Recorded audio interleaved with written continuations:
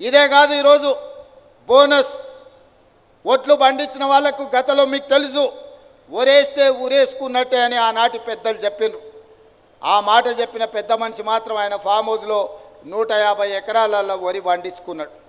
ఆయన పండించిన ఒట్లలో మరి బంగారం ఉందేమో నాకు తెలియదు, కానీ కావేరీ సీడ్స్ అనే సంస్థ 4200 రూపాయలు క్వింటాల్కి ఇచ్చి కొన్నదయా. మరి దొరలు పండిస్తే ఆ ఒడ్లల్లో బంగారం ఉంటుందేమో నాకు తెలియదు, కానీ గజ్వేల్ ఫామ్ హౌస్లో రాష్ట్రమంతా ఊరేస్తే ఊరేసినట్టు అని రైతాంగానికి చెప్పి వారు మాత్రం 150 ఎకరాలల్లో వరి పండించుకుంటే కావేరీ సీడ్స్ 4200 రూపాయలు క్వింటాల్కి ఇచ్చి కొనుగోలు చేసింది. ఆనాటి పరిస్థితులు అవి. మరి ఈనాడు రైతాంగం కష్టాలు గుర్తించి రైతులను ఆదుకోవాలని, వ్యవసాయం దండుగ కాదు వ్యవసాయాన్ని పండుగ చేయాలని, ఇది రైతు రాజ్యమని నిరూపించడానికి 25,35,000 మంది రైతు కుటుంబాలకు మొదటి సంవత్సరంలోనే 21,000 కోట్ల రూపాయల రైతు రుణమాఫీ చేసి 2 లక్షల రూపాయల వరకు రైతులకున్న అప్పుల నుంచి రుణ విముక్తుల్ని చేసి ఇవాళ 25 లక్షల మంది రైతులను అప్పుల ఊబిలో నుండి బయటికి తీసుకొచ్చినాం.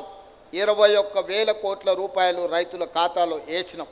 ఇదే కాదు, ఊరేసుకుంటే ఊరేసుకున్నట్టు కాదు, ఊరేసుకోండి గిట్టుబాటు ధర ఇవ్వడమే కాదు, మీకు 500 రూపాయల బోనస్ ఇస్తామని చెప్పి ఇవాళ ఈ రాష్ట్రంలో రైతాంగాన్ని వరి పండించమని ప్రోత్సహించినందుకు ఈరోజు భారతదేశంలోనే రికార్డు.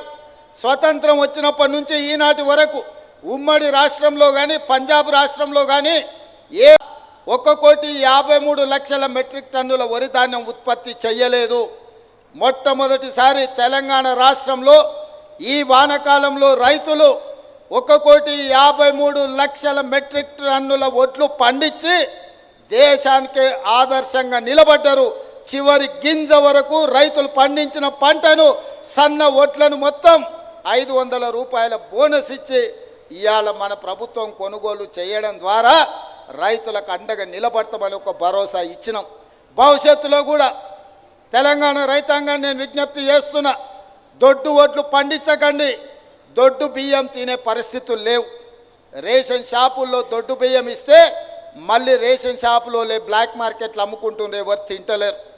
హాస్టళ్లలో పిల్లలకు పెడితే ఆహార కల్తీ అయిందని ఆరోపణలు వస్తున్నాయి. అందుకే తెలంగాణలో ఉండే SC, ST, BC, minority Kasturba పాఠశాలలతో పాటు మధ్యాహ్న భోజన పథకంతో పాటు రేషన్ షాపుల్లో ప్రతి వాడికి సన్న బియ్యం ఇవ్వాలని తెలంగాణ రాష్ట్ర ప్రభుత్వం నిర్ణయించుకున్నది. తెలంగాణ గడ్డ మీద ఈ నేలలో పండిన వడ్లే సన్న వడ్లు పండించండి, తెలంగాణ సోన పండించండి. ప్రతి పేదవాడికి సన్న బియ్యం ఇవ్వడం ద్వారా రీసైక్లింగ్ బియ్యం మాఫియాను కూకటి వేళ్లతో పెకిలించి ఈరోజు పేదవాళ్లకు సన్న బియ్యం ఇద్దాం. అందుకే తెలంగాణ రైతాంగానికి నా విజ్ఞప్తి, సన్న వడ్లే పండించండి.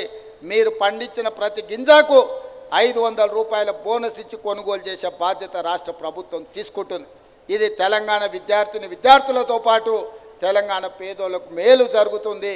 అందుకే సన్న వడ్లను పండించమని ఈరోజు నేను విజ్ఞప్తి చేస్తున్నా.